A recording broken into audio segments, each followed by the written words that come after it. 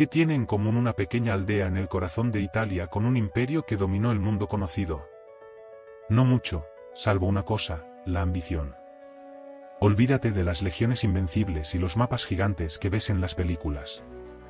La historia de la conquista de Italia por Roma no empezó con gloria, sino con una ciudad minúscula rodeada por un continente dividido y hostil. En el siglo V a.C., Roma no era más que una aldea insignificante, superada en número, riqueza y prestigio por sus vecinos. Aislada y sin un futuro claro, la mayoría pensaba que no sobreviviría. Pero esta ciudad, nacida de rivalidades y guerras, hizo lo impensable, aprendió a resistir, a adaptarse, y sobre todo, a nunca rendirse. La historia de Roma, esa promesa destinada a la eternidad, no comenzó en un lugar de mármol y gloria, sino en una orilla olvidada a la vera del río Tíber. En esa curva silenciosa del paisaje itálico se alzó una pequeña ciudad rodeada de bosques y de mitos. Pero antes de ser una potencia, fue solo un poblado más entre tribus y pastores. Su nacimiento no fue común, fue una leyenda forjada en dientes salvajes y sangre fraterna. Cuenta la tradición que Rea Silvia, una princesa vestal, fue fecundada por el mismísimo dios de la guerra. De esa unión nacieron los gemelos Rómulo y Remo, que fueron arrojados al Tíber por orden de un rey. Pero el río no se los llevó. En su lugar, una loba los encontró, los amamantó y los mantuvo con vida hasta que un pastor los rescató. Criados entre ovejas y colinas, crecieron con el espíritu feroz de quienes desafían al destino.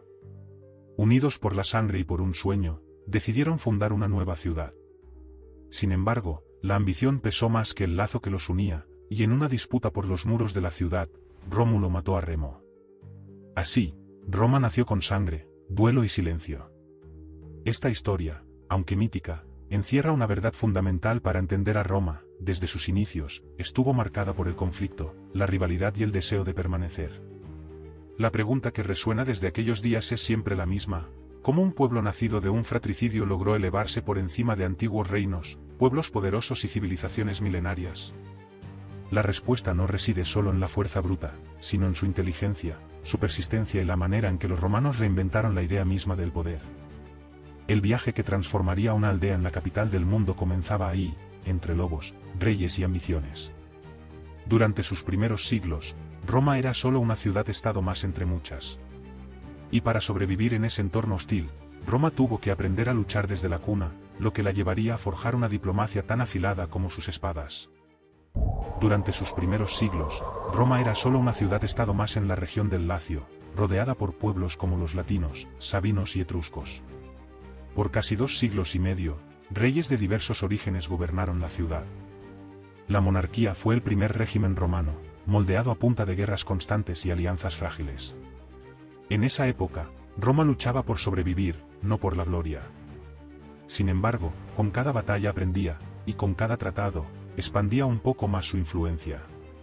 Pero todo esto cambió en el año 509 a.C., cuando el último rey, Tarquinio el Soberbio, fue expulsado por sus abusos de poder y su desprecio a la nobleza local. En lugar de un nuevo rey, nació la República. Con ella, llegaron los cónsules, el Senado y una nueva forma de gobernar, basada en elecciones, pero controlada por una élite guerrera. Roma aún estaba lejos de ser una democracia, pero había dado un paso crucial: dejar de tener reyes. Y con eso, la ciudad dejó de mirarse a sí misma y empezó a mirar a sus territorios vecinos. El tiempo de resistir había terminado, era la hora de conquistar. Poco después de proclamarse la República, Roma firmó su primer tratado con Cartago. Por primera vez, una potencia extranjera admitía que Roma había llegado para quedarse. Sin embargo, las luchas apenas comenzaban. Hacia el año 500 a.C., la ciudad se vio presionada por alianzas hostiles. Las ciudades de la Liga Latina, que antes eran aliadas, unieron fuerzas para frenar el ascenso de Roma.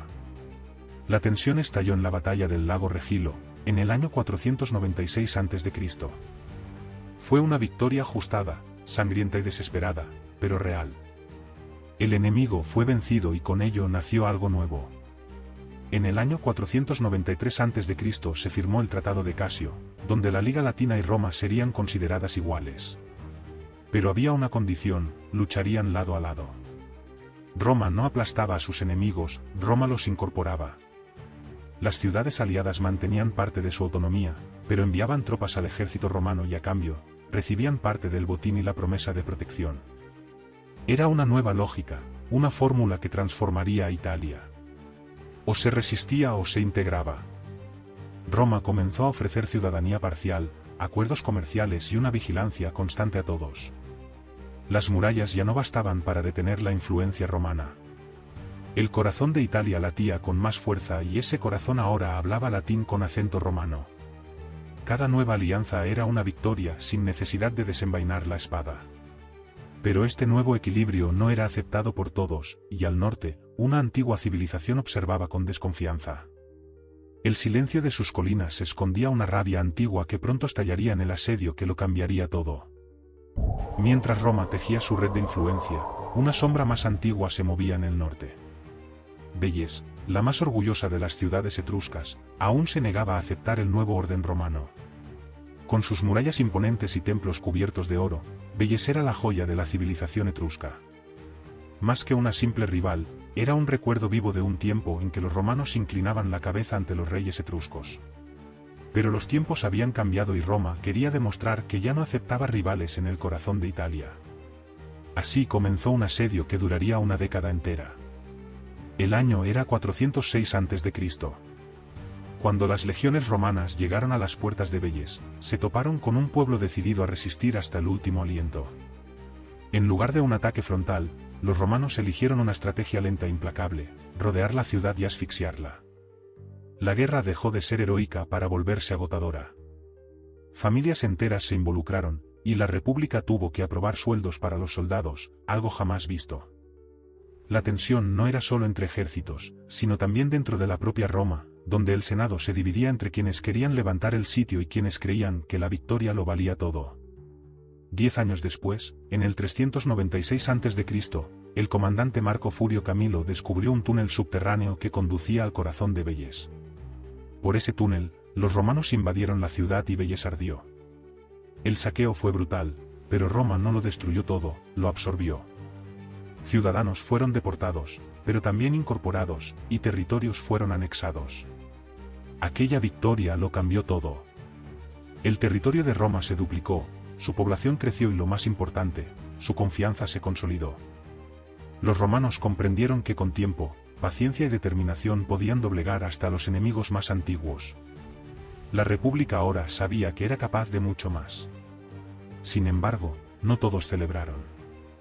Camilo, el héroe de la victoria, fue acusado de abusar de su poder y exiliado. Fue un recordatorio cruel: Roma premiaba la gloria, pero temía el exceso de ella. El pueblo quería conquistas, pero también justicia, y el mundo alrededor de la ciudad comenzaba a temblar ante la expansión romana. A pesar de su victoria, Roma apenas había respirado cuando una amenaza aún más aterradora descendió desde los Alpes, y lo que venía no eran soldados, eran bárbaros. Justo cuando Roma respiraba después de Veles, una amenaza aún más aterradora descendió desde los Alpes. No eran ejércitos, eran tribus celtas, los galos, que buscaban tierras y sangre. En el año 390 a.C., bajo el mando de su jefe Breno, los galos marcharon directamente a Roma. En la batalla del río Alia, el ejército romano se encontró con una fuerza brutal y desorganizada. La respuesta romana fue débil y el pánico se apoderó de sus tropas. El ejército colapsó por completo y sus tropas huyeron en desorden hacia la ciudad, que ahora estaba en defensa. Cuando los galos llegaron a Roma, encontraron las puertas abiertas. Los romanos solo habían podido fortificar la colina capitolina, el último bastión de la resistencia. El resto de la ciudad, desierta, fue ocupada y saqueada. Durante 7 meses, los galos quemaron y humillaron a Roma. La ciudad que acababa de conquistar a su mayor rival etrusco, ahora era pasto de las llamas. La historia más famosa de este evento es la del rescate. Los romanos, sitiados en el Capitolio, aceptaron pagar un rescate de 1000 libras de oro. Pero en el momento del pesaje, los galos hicieron trampa.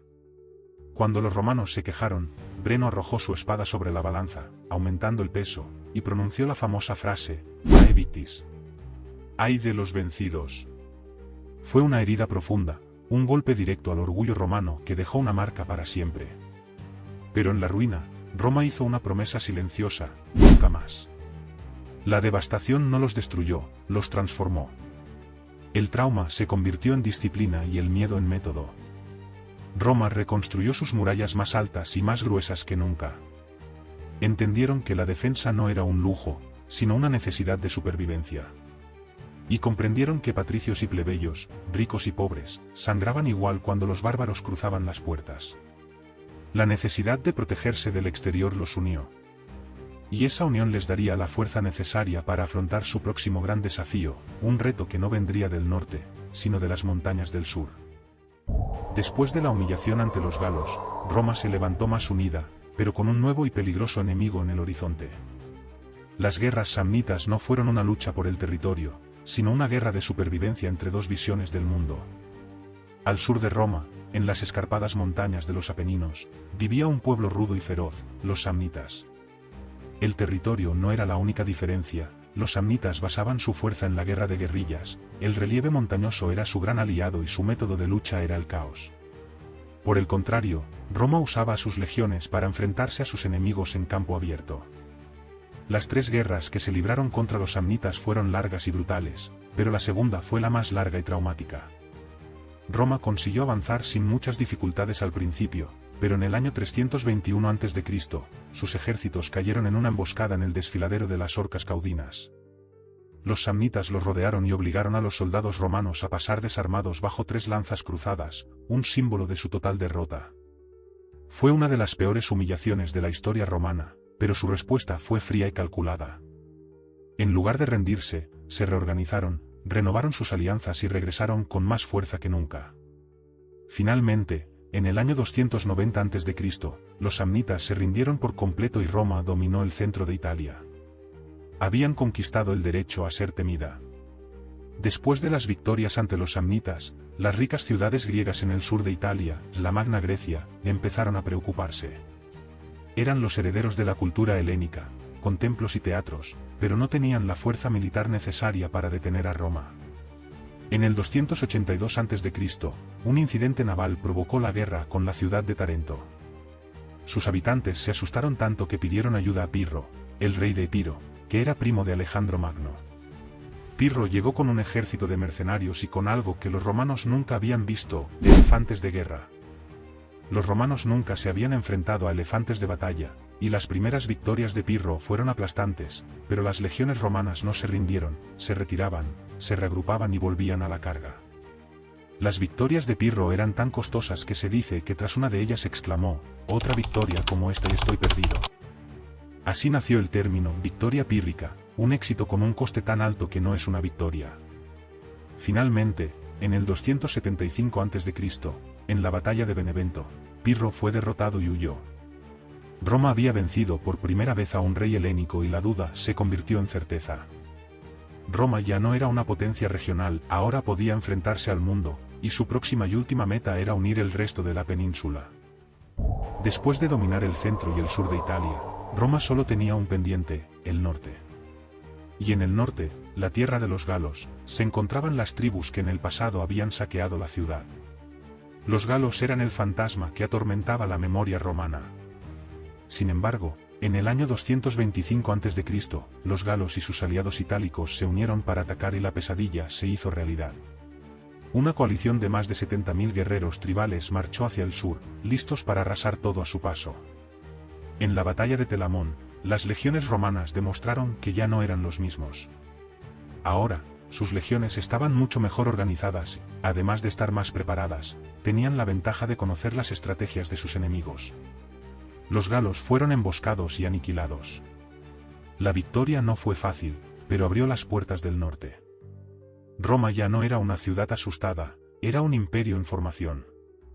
Después de Telamón, Roma no se apresuró. En lugar de aplastar a las tribus galas, se dedicó a acercarlas, desgastarlas y absorberlas. Fundaron colonias militares y construyeron calzadas que atravesaban los campos galos como cicatrices de un pasado doloroso y de un futuro prometedor. Las calzadas no solo servían para el avance de las tropas, sino también para el comercio y la comunicación, convirtiendo las tierras del norte en una extensión de la misma Roma. Poco antes del 200 a.C., toda la península itálica estaba bajo una sola república. La conquista no había sido solo militar, sino también administrativa. Las fronteras internas desaparecieron, los conflictos entre vecinos terminaron y se impuso la Pax Romana. El sur aún hablaba griego y el norte susurraba celta, pero todos marchaban bajo el mismo estandarte romano, lo que sentaría las bases del imperio que vendría después. La conquista de Italia fue forjada con leyendas, batallas y pactos, pero por encima de todo, con una resistencia y perseverancia inquebrantables. Roma no nació grande, se hizo grande. Cada pueblo vencido se volvió parte de ella, cada derrota se convirtió en una lección, y cada alianza en un peldaño más. La ambición que nació en esa pequeña aldea no se detuvo en las costas de Italia, porque para los romanos, conquistar no era un objetivo, sino una vocación. Si te ha gustado este viaje por la historia de Roma, te invito a ver otros vídeos del imperio, y no olvides suscribirte a Relatos de Roma para no perderte las historias que el tiempo intentó enterrar.